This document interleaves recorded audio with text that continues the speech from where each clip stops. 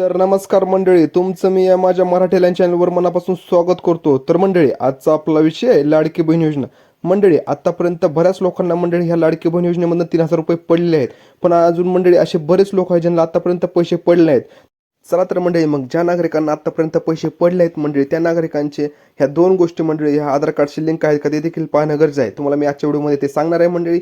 आमच्या चॅनलवर जर मंडळी तुम्ही नवीन असाल तर आमच्या चॅनलला सबस्क्राईब करून ठेवा. असेच माहितीपूर्ण आणि नवीन व्हिडिओ आम्ही तुमच्यासाठी घेऊन असतो मंडळी. चला तर मंडळी, मग उशीर न करता व्हिडिओला तर मंडळी, मग सुरुवातीला मंडळी तुम्हाला तुमच्या कुठल्या एका ब्राउझरमध्ये जायचं आहे मंडळी. चला तर आपण क्रोम ब्राउझरमध्ये जाऊ. क्रोम ब्राउझरमध्ये गेल्यानंतर मंडळी तुम्हाला ते सर्च करायचं आहे मंडळी, myAadhar.uidi.gov.in असं तुम्हाला सर्च करायचं आहे मंडळी.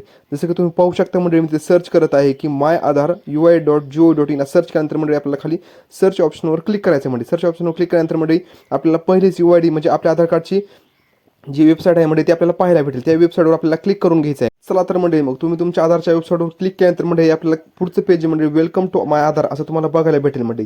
त्याच खाली मंडळी आपलं एक लॉग इन एक असं बटन दिसत आहे. लॉग इन ह्या ऑप्शनवर आपल्याला मंडळी क्लिक करून घ्यायचं आहे. लॉग इन ह्या बटनावर क्लिक केल्यानंतर मंडळी आपला पुढचं एक आधारचं पेज होईल. तिथं आपल्याला इंटर माय आधार नंबर म्हणजे तुमचा तिथं आधार नंबर टाकून घ्यायचा आहे.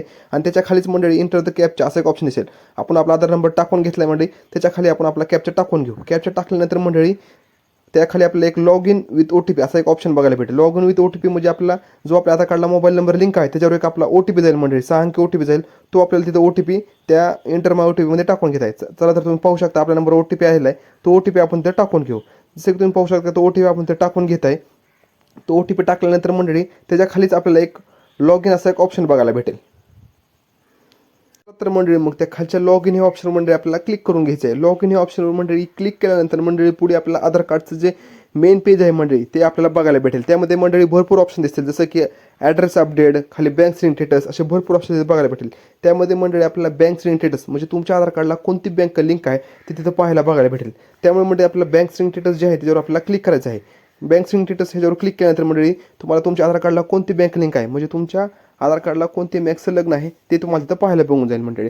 ती जी बँक तुमच्या आधार कार्डला जी बँक लिंक आहे मंडळी तीच बँकेवर तुम्हाला आता जे लाडके बहीण योजनेमधून जे पैसे पडणार आहेत ते ह्याच बँकेमध्ये पडणार आहेत मंडळी. ही झाली पहिली गोष्ट मंडळी. दुसरी गोष्ट अशी आहे मंडळी, तुमच्या आधार कार्डला तुमचा मोबाईल देखील लिंक असणे हे देखील अत्यंत गरजेचं आहे. जर तुमच्या आधार कार्डला तुमचा मोबाईल जर लिंक नसेल मंडळी तरी देखील ह्या योजनेमधून भरपूर जणांना पैसे पडलेले नाहीत आतापर्यंत. तुमच्या आधार कार्डला मोबाईल नंबर लिंक असणे आणि तुमच्या बँकेला तुमचं आधार कार्ड लिंक असणं ह्या दोन गोष्टी अत्यंत महत्त्वाच्या आहेत मंडळी.